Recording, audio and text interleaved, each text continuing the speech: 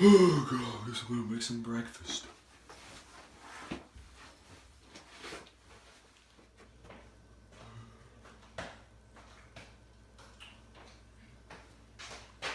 Oh, good morning. Didn't expect to see anyone this early. Mind if I pour a cup of joe? Awesome.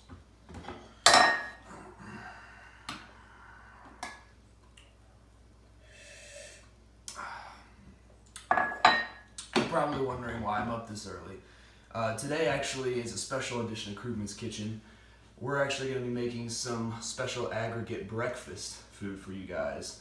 We got some sweet aggregate supply and demand waffles coming up shortly, and then later we'll be talking about tax and spending multipliers. But try and keep your voice down.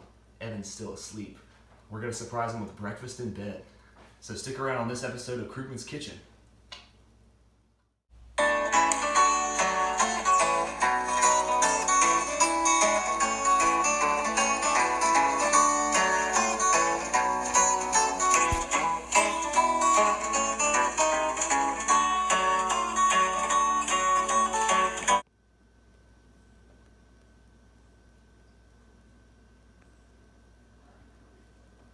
All right. The first thing we should do is get our economic waffles going. I made them from scratch last night. Just gotta pull them out of the freezer.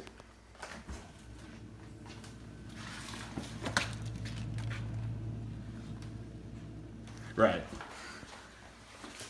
So, the first thing we'll do is toast one of these bad boys up. As you can see, it's incredibly hard to get a waffle out of its packaging when wearing mittens. Let's get one of our scratch-made waffles out here.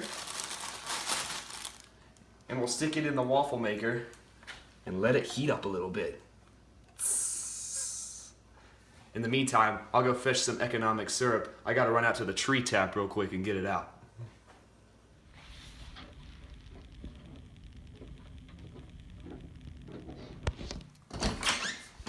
The taps weren't kind to us today.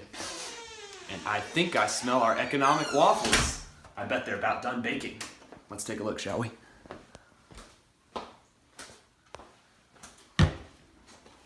Oh, beautiful! Our economic waffle is done, and it reflects our market so accurately. And let's take a look here. Remember, on our axes, we have the price level for the whole country and the real GDP for our whole country. And then on the lines here, we have our aggregate demand for our whole country and our short-run aggregate supply. Vertically here, we have the long-run aggregate supply line. Now remember, when I say aggregate demand and short-run aggregate supply, that's different from the previous graph we were looking at as supply and demand. These aggregate lines represent the supply and demand of the entire country, not just one firm or private individual. So I bet you're wondering, how are these lines affected by changes in government? Well, our aggregate demand is a reflection of our GDP. So a change in government spending or consumer spending is going to shift it to the left or right. For example, if the government decides to increase taxes, consumers will have less income to spend, and that's going to shift our aggregate demand to the left, forcing us into a recession. Short-run aggregate supply is affected by input prices. If input prices go up, firms are going to produce less products, and our supply is going to go to the left as well. To change our long-run aggregate supply, we have to affect our production possibilities curve. So anything that shifts that curve outwards, if you'll remember, is going to affect our long-run aggregate supply. For example, an increase in technology is going to shift that long-run aggregate supply to the right because it shifts the production possibilities curve outward. And remember, that's also going to shift our short-run aggregate supply to the right as well. So anyway, without further ado, let's apply our tasty economic syrup fresh from the tree. Oh yeah, there we go. That's all our long-run aggregate supply right there. Aggregate demand right there. And then there's short-run aggregate supply. Perfect. I think Evan's going to really get a kick out of this one. But what's a tasty breakfast without some fresh fruit? None, that's what. So let's whip Evan up some, shall we? Right over here. Hey, while we're at it, we'll talk about our tax and spending multipliers. So as you can see, we're whipping them up some fresh apples and bananas, featuring some sweet, sweet tangerines. Vitamin D galore, baby. All right, so let's start off with our spending multiplier here. Represented by the apple, it's pretty easy to calculate. just don't forget, it's always going to be the number 1 divided by your MPS. That's your marginal propensity to save.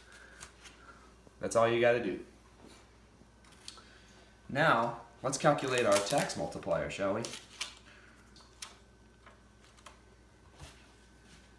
All you got to do is divide your MPC, that's marginal propensity to consume, by the MPS, and you'll get your tax multiplier.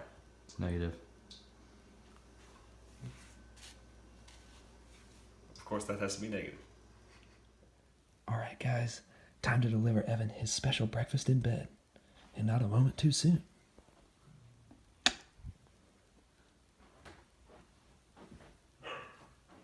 Wake up, sleepyhead. Time to get up. I made you a special surprise. What's this? Oh, Breakfast in bed. oh, you shouldn't have. Oh my goodness. This is wonderful. I cooked it with extra love. Waffle. Thank you so much, Henry. You're welcome, buddy. And remember, guys, when you're cooking breakfast for that special someone, the most important ingredient you can remember is love.